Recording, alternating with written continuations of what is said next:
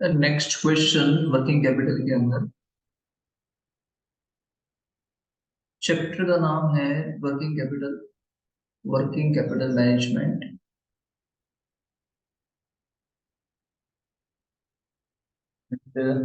उसमें हम देख रहे हैं क्रेडिट मैनेजमेंट, यानी क्रेडिट को कैसे मैनेज करनी। क्रेडिट मैनेजमेंट एग्जाम्पल नंबर 3 है सर। और एग्जाम्पल नंबर 3 में क्या देखना है, हमको ये देखना है कि किसी भी बिजनेस को डिस्काउंट ऑफर करना चाहिए कि नहीं करना चाहिए। क्या पेमेंट के लिए अगर डिस्काउंट ऑफर करेंगे तो बिजनेस को फायदा होगा कि नहीं होगा। ठीक है ना।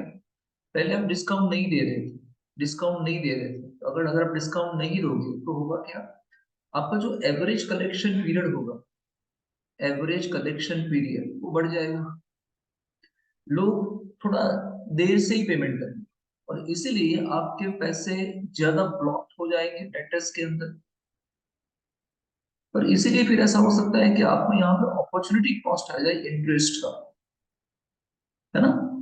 अगर आप डिस्काउंट दोगे तो हो सकता है कि डिस्काउंट की लालच में डिस्काउंट को लेने के लिए, है ना, एवरेज कलेक्शन पीरियड कम हो जाए क्योंकि फटाफट पेमेंट आएगा।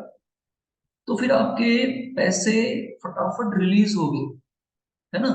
डेटर्स में फिर पैसे ज्यादा ब्लॉक नहीं रहेंगे, बिल्स रिसीवेबल में ब्लॉक नहीं रहेंगे।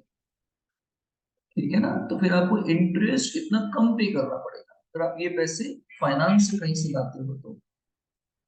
चलिए एग्जांपल समझते हैं। क्वेश्चन 3 कोई कंपनी है, एनुअल सेल्स 5 मिलियन का है। Naveen currently expands a credit of 60 days. 60 days का क्रेडिट दे रहे, 2 महीने का credit tentatively. It does not offer any discount for the prompt payment. जल्दी पेमेंट करना हो तो कोई डिस्काउंट नहीं मिलेगा, वो 60 डेज का टाइम दे रहे हैं। The chief executive officer of Naveen is considering a plan to offer a discount of 2 by 10 net 60।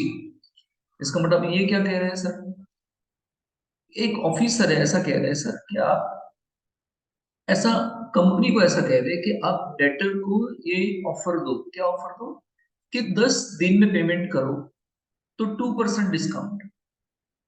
Otherwise आपको 60 डेज में तो पेमेंट करना ही करना है ना।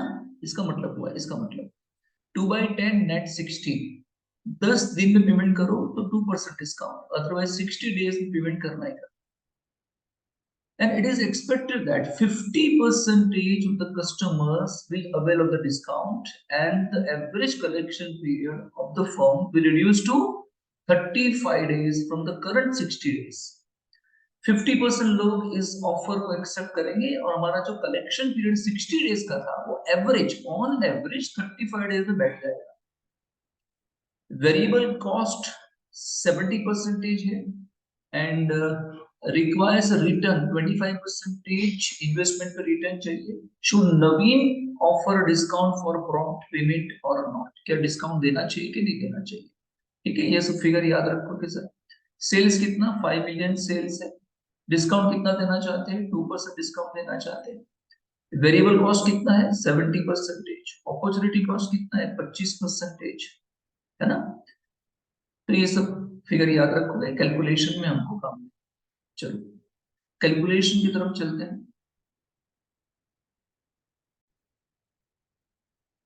चलिए कैलकुलेशन तैयार है। कैलकुलेशन किस तरीके से आप देख सकते हैं, क्या देख सकते हैं सर।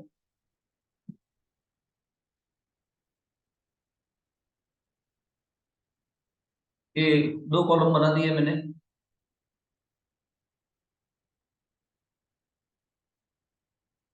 एक कॉलम वो जहाँ पे डिस्काउंट नहीं दे रहे थे, तो क्या सीन था वो देखेंगे हम। ठीक है ना। डिस्काउंट नहीं दे रहे थे तो क्या सिचुएशन थी, when no discount is offered, the discount is offered, तो क्या फर्क पड़ेगा। अगर डिस्काउंट देने से अगर आपका प्रॉफिट बढ़ता है, अल्टीमेटली डिस्काउंट देने के बावजूद भी अगर आपका प्रॉफिट बढ़ता है तो वो करना ही चाहिए ना, क्यों नहीं करना चाहिए, क्योंकि अल्टीमेटली आपका प्रॉफिट तो बढ़ ही रहा है। चलिए चेक करते हैं। कितना सेल किया आपने? 50 लाख आप सेल करने वाले हो दोनों केसेस के अंदर। वेरिएबल कॉस्ट कितना बताया था? याद है ना वेरिएबल कॉस्ट कितना बताया था? वेरिएबल कॉस्ट था 70%। इसका मतलब अब 70% वेरिएबल कॉस्ट है। वेरिएबल कॉस्ट का मतलब क्या? 50 लाख के सेल में 70% यानी 35 लाख का तो वेरिएबल कॉस्ट ही है। इसका मतलब ये तो कॉस्ट में ही जाने वाला है। बचा कितना? 15 लाख। उसका कंट्रीब्यूशन पॉजिटिव है। कंट्रीब्यूशन अगर कंट्रीब्यूशन ही नेगेटिव हो ना तो ये आपको करना ही नहीं चाहिए। अच्छा, तो दोनों में 15 लाख 15 लाख, ये तो दोनों में सेम ही रहेगा। क्या क्वेश्चन में कहीं बैड डेट्स बोला था? नहीं, मेरे हिसाब से तो बैड डेट्स कहीं बोला नहीं है ना? आपको डिस्काउंट नहीं दे रहे या डिस्काउंट दे रहे हैं, बैड डेट्स बोला ही नहीं क्वेश्चन में। अगर बैड डेट्स बोला होता ना तो मैं क्या करता, इस सेल के बैड डेट्स गिनता, इसके परसेंटेज गिन लेता बैड डेट्स यहाँ पे हम, जैसा हमने आगे वाले क्वेश्चन में किया है। जैसे क्या कलेक्शन चार्जेस के बारे में कुछ बोला था क्या कि कलेक्शन चार्जेस होगी इतने बढ़ जाएंगे? ऐसा कुछ नहीं है। क्या डिस्काउंट के बारे में था? यस, मतलब नो डिस्काउंट, तो यहाँ डिस्काउंट नहीं है, लेकिन यहाँ तो आप डिस्काउंट दे रहे थे। यहाँ डिस्काउंट ऑफर कर रहे थे आप। कितना डिस्काउंट दे रहे थे? ना 2/10 ऐसा बोल रहे थे ना, 2% डिस्काउंट दे रहे थे आप यहाँ पे। तो अब डिस्काउंट दे रहे हैं यहाँ पे, ठीक है? तो डिस्काउंट की अमाउंट कैसे आएगी? ऐसा बोला था कि भाई यार देखो 50 लाख का सेल करने वाले हैं, और अगर हम डिस्काउंट देंगे ना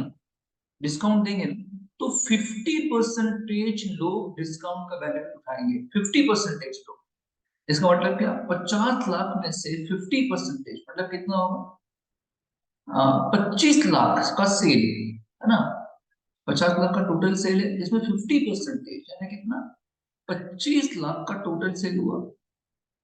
इतना डिस्काउंट का बेनिफिट देंगे, लेंगे तो हमको उनको देना पड़ेगा 2% डिस्काउंट, है ना? तो 25 लाख के 2% ये कितना हो जाएगा सर? 50,000। कितना हो जाएगा सर? 50,000 हो जाएगा। ठीक है? तो 50,000 आपको डिस्काउंट का एक्स्ट्रा एक्सपेंस होगा अगर आप डिस्काउंट देना चाहते हैं। अपॉर्चुनिटी कॉस्ट में किस तरीके से होगा? देखो, अपॉर्चुनिटी कॉस्ट की फॉर्मूला यही है जो हम हर बार लिखते हैं। जब नो डिस्काउंट दे रहे थे तो 50 लाख का हम जब सेल कर रहे हैं, 360 डेज एज्यूम कर लेंगे कुछ, यहाँ पे 60 डेज का कलेक्शन पीरियड लगता है। वेरिएबल कॉस्ट 70% था, उसमें अपॉर्चुनिटी कॉस्ट हमको लगता है 25%। तो ये अमाउंट आनी चाहिए कितनी? ये अमाउंट आनी चाहिए कितनी? जरा गिन ले सर एक बार, जस्ट सेकंड में गिन लेता हूँ।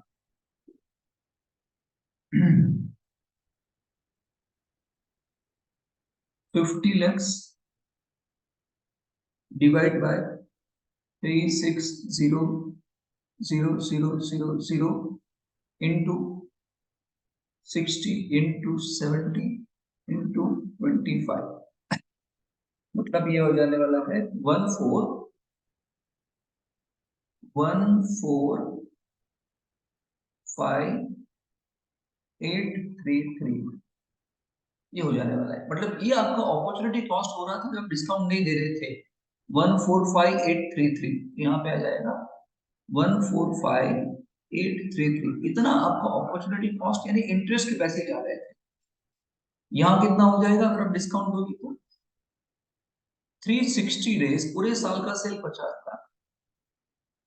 अभी जो एवरेज कलेक्शन पीरियड 60 डेज का था वो 35 डेज में आ जाएगा, मतलब ये पैसे 35 दिन में कवर हो जाएंगे। तो 360 डेज का सेल इतना, तो 35 दिन का कितना? तो इतने पैसे ब्लॉक रहेंगे ना। उसमें आपका वेरिएबल कॉस्ट कितना होगा? 70% ही आपका कॉस्ट है, और उस पर आपको 25% ही ब्याज देना है। ठीक है? तो इसका आंसर आ जाने वाला है सर, मेरे हिसाब से इसका आंसर आ जाएगा 85,070। फिर भी एक बार देख ले सर, चलो देख लेते हैं। 50 lakh divide by 360,000 into 35 into 70 into 25, 8506 यानी 70, ठीक है। तो ये फिर आपका हो जाएगा सर इंटरेस्ट ऑन कॉस्ट 85070। देख रहे हो ना कितने से कम होता है, देख रहे हो ना। पहले इतना आपका इंटरेस्ट का कॉस्ट जा रहा था, पॉजिटिव कॉस्ट कितना जा रहा था इंटरेस्ट का, भी इतना हो गया है ना। तो अल्टीमेटली यहाँ पे आपको, यहाँ पे इस वाले सिचुएशन में 15 में से माइनस करना है 15 लाख माइनस 145833, तो यहाँ पे 13,54,167 का प्रॉफिट हो।